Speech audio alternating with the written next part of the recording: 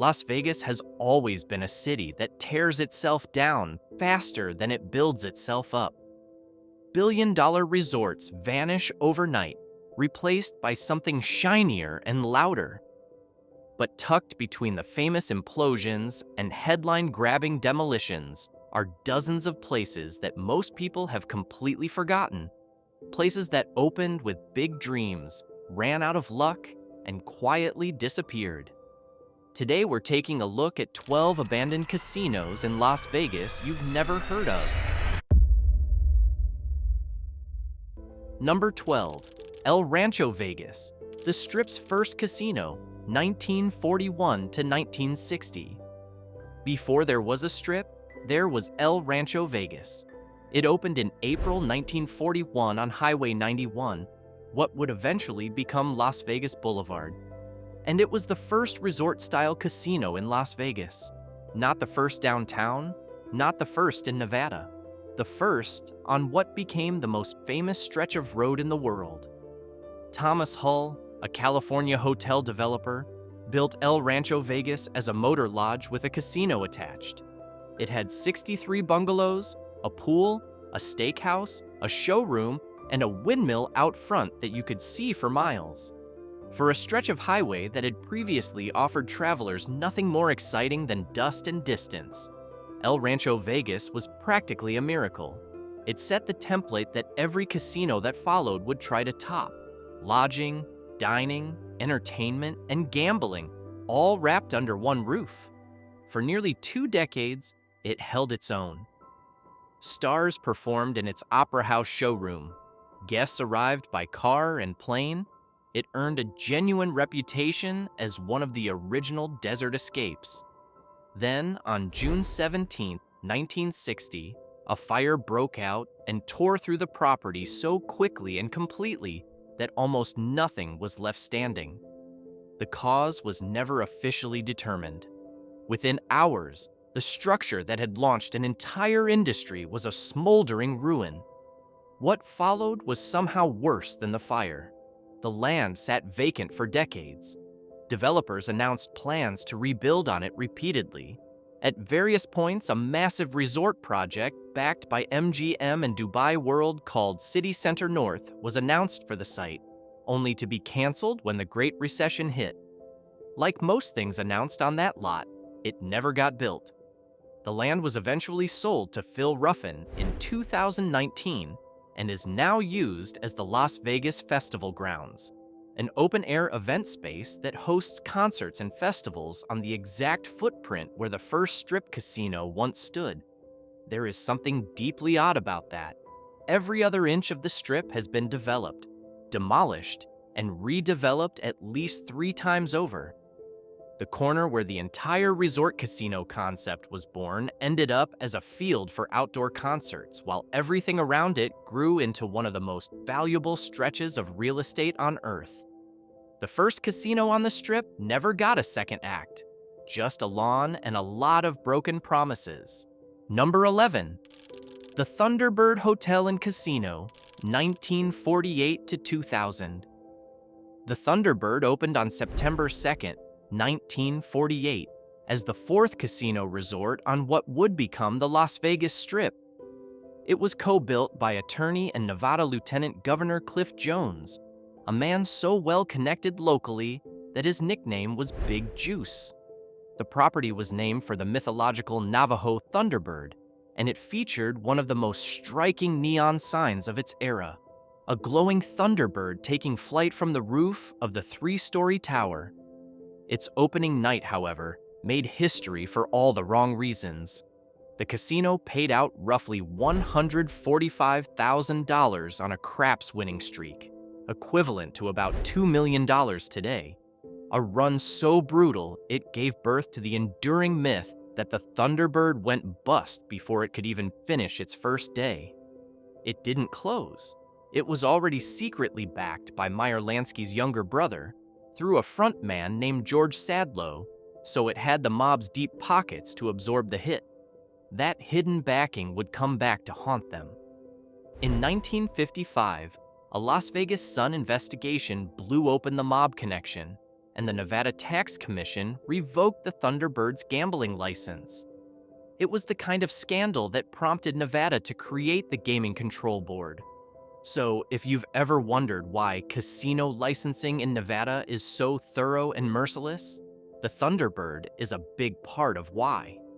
The license was eventually restored, and the Thunderbird soldiered on for decades, cycling through a string of owners, including Del Webb and the operators behind Caesar's Palace. It was sold, renamed the Silverbird in 1977, then renamed again as the El Rancho in 1982, a brand so confusing that no one could keep track. By the end of the 1980s, it had gone so far downhill that it closed in 1992. The building sat empty for 8 years before it was finally imploded on October 3, 2000, to clear the lot. Then, because Las Vegas can always find a new way to disappoint itself, the company that bought the cleared lot for $45 million in 1999 planned to build a London-themed resort. That never happened either. Construction finally began on the Fontainebleau in 2007, stalled completely during the Great Recession in 2009, and the shell of that building sat unfinished for over a decade before it finally opened in 2023. That particular corner of the Strip has been cursed since 1948. Number 10. The Moulin Rouge, 1955. The Moulin Rouge opened on May 24, 1955. It had 110 rooms, a swimming pool, a 60-foot neon Eiffel Tower out front, and a neon sign designed by Betty Willis, the same woman who later created the iconic "Welcome to Fabulous Las Vegas" sign. On its opening night, the Platters performed. In the weeks that followed, Sammy Davis Jr., Frank Sinatra, Nat King Cole, Louis Armstrong, and Harry Belafonte all showed up, not to perform, but to hang out after their sets elsewhere on the Strip, because the Moulin Rouge was the one place in Las Vegas where black and white performers and patrons could actually be in the same room together. Before the Moulin Rouge opened, Las Vegas was, as people called it at the time, the Mississippi of the West, fully segregated. Black entertainers could headline the Sands and the Flamingo, but couldn't stay there, gamble there, or eat there. The Moulin Rouge was the first racially integrated hotel and casino in the entire country, and it was immediately, explosively popular. And then, 6 months later, it closed. The exact reason has never been fully settled. Professor Michael Green of the University of Nevada put it plainly. In the end, I think 4 factors sank the Moulin Rouge: bad management, bad location, bad timing, and bad luck. The casino filed for bankruptcy by December 1955. What it left behind, however, was larger than its brief run suggested. In March 1960, when the NAACP threatened a march on the Strip to protest the ongoing segregation of Las Vegas hotels, it was at the Moulin Rouge, by then closed but still standing, that Nevada Governor Grant Sawyer, Las Vegas city officials, NAACP President Dr. James McMillan, and casino executives sat down and agreed to desegregate Las Vegas hotels that same day. The Moulin Rouge Agreement, as it came to be known, was signed in the coffee shop of a casino that had been shut for 5 years. The building, even empty, still mattered. The building stood for another 48 years, cycling through uses: motel, public housing, flop house, while the property changed hands and renovation plans were announced and quietly buried one by one. In 1992, it was added to the National Register of Historic Places. That didn't stop the fires. An arson blaze in 2003 gutted the casino floor and showroom. Another fire in 2009. Another in 2017. By the time the last ruins were cleared, authorities found that a significant number of homeless people had been living inside the remains for years. the famous neon sign survived. Betty Willis's work is now preserved and displayed at the Neon Museum, which is probably more than the rest of the city's conscience deserved. Number 9. The Hacienda, 1956 to 1996. If you drove into Las Vegas from California in the 1960s, 70s, or 80s, the first casino you'd see was the Hacienda. It sat at the very southern tip of the Strip, at the corner of what is now Mandalay Bay Road, with a neon sign of a cowboy on a Palomino horse that glowed against the desert sky and welcomed every road-weary traveler who had just crossed the Mojave. It was the gatekeeper into Vegas, as regulars used to call it. Warren Doc Bailey opened the Hacienda in 1956 with 266 rooms and the largest swimming pool on the Strip. He also started Hacienda Airlines. Yes, his own fleet of charter planes flying in gamblers from California. At one point, the operation ran 30 aircraft. Bailey knew his customer, the budget traveler, the family on a road trip, the bowler in town for a tournament. He wasn't chasing high rollers. He was chasing everyone else. When Bailey died in 1964, his wife Judy took over, becoming the only female casino owner in Las Vegas at the time. She ran it until her own death in 1971.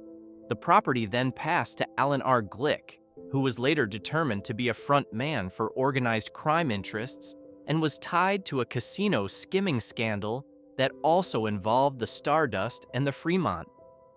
The late 1970s at the Hacienda were, to put it diplomatically, complicated. By the 1990s, the new mega-resorts, Excalibur, Luxor, MGM Grand, had made the Hacienda look like a relic. Circus Enterprises bought it in 1995 for $80 million and announced they were tearing it down.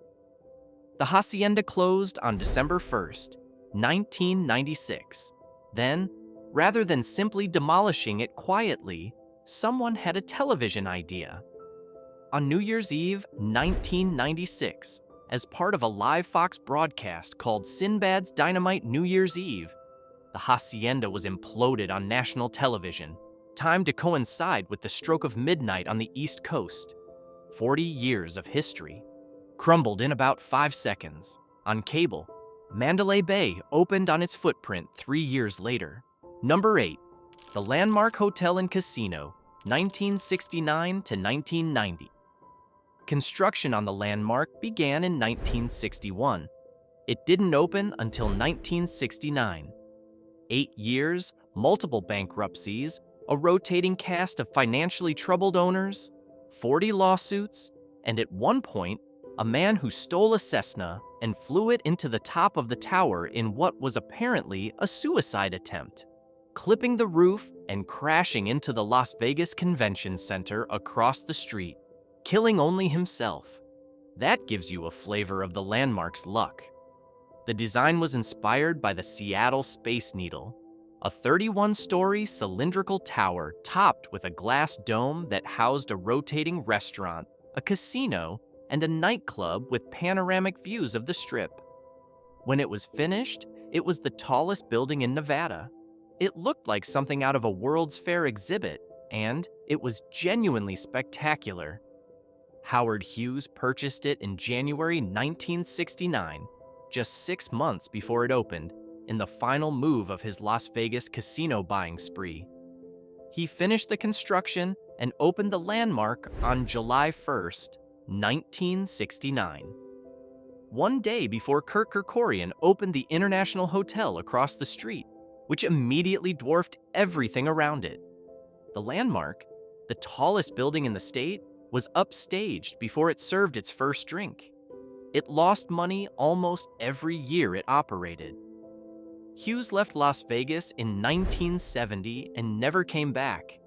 The Landmark limped along through the 1970s and 80s under a succession of owners, closed on April Fool's Day, 1978 for 62 days, because none of the new owners had actually secured a gaming license, and finally shut for good on August 8, 1990. In 1995, it was imploded on November 7th at 5:37 in the morning, becoming the tallest reinforced concrete building ever demolished in North America at the time. Tim Burton filmed the explosion for his movie Mars Attacks, where it played the fictional Galaxy Hotel getting destroyed by alien invaders. Given the landmark's history, that felt about right. The land was used as a parking lot for the Las Vegas Convention Center for years. The lot eventually became part of a convention center expansion that broke ground in 2016 and opened in 2021. Nearly 60 years after the landmark's construction began on the same plot of Earth. The convention center doesn't lose $3 million a year. Small Mercies. Number 7. The Castaways. Strip version, 1963 to 1987. This is not the Castaways on Boulder Highway. We'll get to that one. This is the original Castaways, which sat right on the Las Vegas Strip in the middle of the action, on a property that began life in the 1930s as the Mountain View Motel.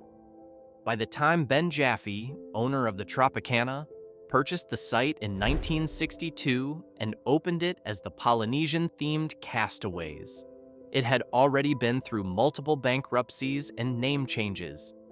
Jaffe added a signature attraction, a 14-ton Jane Temple replica, originally built for the 1904 St. Louis World's Fair, installed out back and dubbed the Gateway to Luck. This was the kind of detail that only Las Vegas could pull off with a straight face.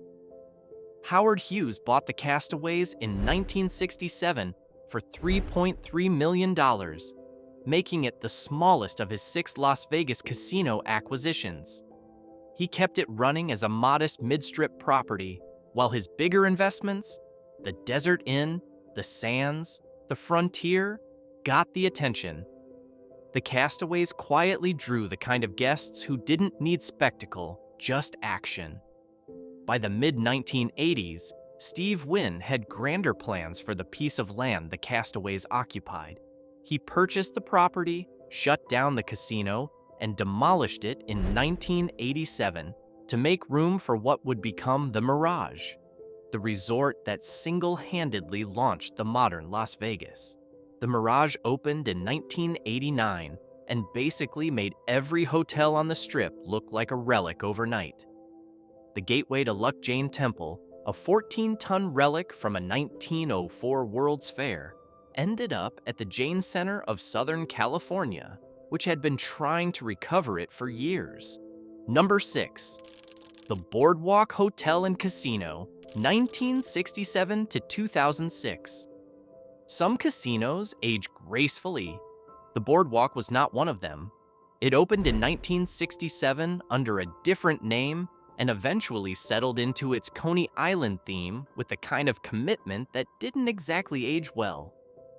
By the mid-1990s, the Boardwalk was sitting between the MGM Grand, Monte Carlo, and New York, New York, some of the shiniest new casinos on Earth, and looking like someone's embarrassing old uncle who showed up to a black tie party in a Hawaiian shirt. In 1995, a $9 million renovation attempted to give it a boost. The plan included fake roller coaster facades and additional theming. The result was widely described as a visual disaster. A faux Ferris wheel facade was bolted onto the front of the building, making what had been merely dated look actively absurd. MGM acquired the property in 2000 because the land it sat on was worth far more than the building. They kept it open for 6 years while planning their next move. In 2006, the Boardwalk was imploded and cleared, and the site eventually became part of the city center development, home to Aria, the Waldorf Astoria, and the Shops at Crystals. About as complete an upgrade as you can imagine, no one held a candlelight vigil for the Boardwalk. Number 5. The Bourbon Street Casino, 1980 to 2005. This place never really had a fair shot, and it knew it from day one. Originally called the Shenandoah, the hotel opened in 1980 on Colville Lane, just off the Strip, with Wayne Newton as a partial owner. That sounded promising. What was less promising was that the casino portion never actually opened. The property couldn't secure a gaming license. It filed for bankruptcy after 4 years without ever running a single slot machine. In 1981, a Canadian company purchased the property, renamed it the Bourbon Street Hotel and Casino, adopted a New Orleans theme. Beads, jazz, the general aesthetic of Bourbon Street, without any of the things that actually make Bourbon Street interesting, and made history as the first foreign-owned company to receive a Nevada gaming license, a distinction that sounded more impressive than the casino ever managed to look. Bourbon Street changed hands multiple times over the following 2 decades, never quite finding its footing. It was acquired by Harrah's in 2005 and closed the same year. The building was demolished in January 2006. The site is now a parking lot next to the Westin Las Vegas, which is a perfectly fitting ending for a casino that spent 25 years trying and failing to become something. Number 4, the Klondike Inn and Casino, 1976 to 2006. The Klondike holds a distinction that almost nobody talks about.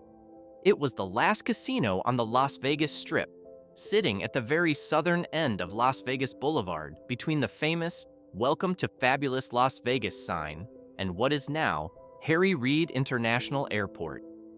It began life in 1962 as the Kona Kai Motel, a modest roadside operation that catered to travelers arriving from California. In 1976, it was rebranded as the Klondike Inn and a small casino was added. And there it sat, year after year, decade after decade, at the literal end of the Strip, wedged between a highway overpass and the airport approach, while the rest of Las Vegas transformed around it into a city of glass towers and theme parks. The Klondike was not glamorous. It was not famous. It was cheap. It was convenient if you were catching a flight. And it had a diner that locals loved for its unpretentious food and its no-nonsense approach to breakfast at 3 in the morning. That was about all it had going for it. And for 30 years, that was enough. In a city that constantly screams for your attention with lasers and fountains and free drink vouchers, there was something almost admirable about a casino that just sat there at the end of the road and let you come to it if you felt like it.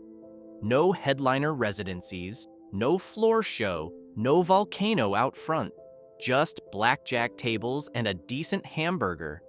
It closed in 2006, was demolished in 2008, and a Harley-Davidson dealership opened on the site in 2014.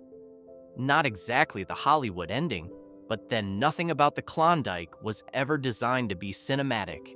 Number 3, the Queen of Hearts / Casbah Hotel and Casino, 1963 to 2010. The property that eventually became the Queen of Hearts opened in 1963 as the Casbah Hotel and Casino under the ownership of Danny Jackson near downtown Las Vegas.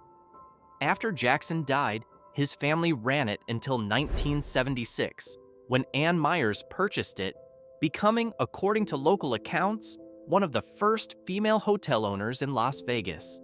What Myers hadn't fully anticipated was the weight of the Casbah's reputation. Over the years, the property had become associated with gang activity, prostitution, and a level of violence that made it genuinely uninviting as a destination. In 1990, determined to turn it around, she renamed it the Queen of Hearts and introduced what she described as 4-star service at budget prices. The rebranding helped somewhat. But a troubled past has a way of following a property the way a shadow follows a building. Occupancy stayed low. The neighborhood around it remained difficult. No amount of repainting and renaming could fully convince guests that the address itself wasn't the problem. By the early 2000s, the writing was on the wall. In January 2010, the plans to demolish the Queen of Hearts were announced. The site was cleared, and the property that had spent 47 years trying to rehabilitate its image was replaced by Las Vegas City Hall. Government buildings don't have a reputation problem. The trade-off was not subtle. Number 2, the Algiers Hotel and Casino, 1953 to 2004. The Algiers doesn't get nearly as much attention as it deserves, possibly because its story is less dramatic than its neighbors and more quietly sad. It opened in 1953 as a 110-room sister property to the adjacent Thunderbird Hotel and Casino, positioned along what was quickly becoming the northern end of the Strip. It had a vintage Las Vegas aesthetic almost from the moment it opened, low-slung, unpretentious, and designed in a style that was already nostalgic by the time it hit its stride. The Algiers spent 50 years quietly operating on the Strip, which by any measure is a remarkable run. It appeared in the 1995 film Leaving Las Vegas, the Nicolas Cage film about a man who goes to Las Vegas to drink himself to death, which is either fitting atmosphere or a bad omen depending on how you look at it. It also appeared in Austin Powers, International Man of Mystery. By 2004, the property's days were clearly numbered. It was located directly north of where the Riviera stood, and the Northern Strip corridor was about to be redeveloped. The Algiers closed in August 2004. It was demolished the following year. Construction on the Fontainebleau began on the nearby site in 2006, a project that would itself sit as a rusting, half-finished shell for over a decade, becoming arguably the most visible symbol of the 2008 financial collapse on the Las Vegas Strip, before finally opening in 2023. That particular stretch of Northern Strip has never really caught a break. The Algiers, at least, had the dignity of a full 50 years before the lights went out. Some of its neighbors weren't so lucky. Number 1, the Castaways Hotel and Casino, Boulder Hwy, 1954 to 2004. We've arrived at the last entry, and this one has the most transformations of any property on this list. It started as the Showboat Hotel and Casino, opened on September 3rd, 1954, at 2800 Fremont Street on Boulder Hwy, the first resort within Las Vegas city limits, built by the men behind the Las Vegas Club and the Last Frontier. The Showboat was never a strip casino. It aimed at locals and budget travelers. It had a 49-cent breakfast buffet that became legendary, an RV park, a bingo parlor, and most famously, a bowling alley that hosted nationally televised Professional Bowling Association tournaments for years. The Showboat was the kind of place serious bowlers saved up to visit. That's not a joke. It was a genuine destination for the bowling community for decades. In 1998, Harrah's Entertainment bought the Showboat as part of a $1.15 billion acquisition, but had no interest in the Las Vegas property. They sold it 2 years later, in 2000, to VSS Enterprises, who couldn't keep the Showboat name because Harrah's retained it. So they renamed it the Castaways and gave it a tropical island theme that fit about as naturally as a lay on a bowling ball. The new owners were crippled almost immediately. Tourism collapsed after September 11, 2001. Foreclosure proceedings began in 2003. The Castaways officially closed on January 29, 2004, with 650 employees out of work. Station Casinos purchased the property for $21.6 million, imploded the hotel tower on January 11, 2006, and announced a $90 million casino renovation with a Spanish motif called Castaways Station. That never happened. Station went to the brink of bankruptcy themselves in 2009 and quietly put the land up for sale for $39.5 million. No takers. They kept the gaming license alive by parking a portable casino on the lot and opening it for the legally required minimum of 8 hours every 2 years. a detail that says everything you need to know about how Las Vegas treats a dead property, the machinery of gambling running on a vacant lot twice a decade just to keep a piece of paper valid. Eventually, the land was sold to a developer who opened the Showboat Park Apartments in 2021. The name a small nod to what had stood there for 50 years. The bowling alley, the breakfast buffet, the PBA tournaments, all of it gone, replaced by apartment buildings on a street that doesn't even look like Vegas anymore. Las Vegas has always been better at building the future than preserving the past. Every one of these places had its moment. A grand opening, a packed house, a neon sign blazing against the desert dark. Some of them made history. Some of them just made memories for the people who happened to be there. Some of them never even got the chance to make either. What's strange about all of it is how completely most of these places have been erased. Not just physically, the stories too. The Moulin Rouge changed American civil rights history, and most people under 50 have never heard its name. The landmark was the tallest building in Nevada for a few years and is now remembered mainly by Tim Burton fans. The first casino on the entire Las Vegas Strip is an outdoor concert field that most visitors walk past without a second thought. If you found something in this list you'd never heard of before, or if it brought back a memory you hadn't thought about in years, hit like and subscribe. More of this kind of thing is coming, and it takes a lot of digging to find stories that haven't been told 100 times already. Your support makes that possible.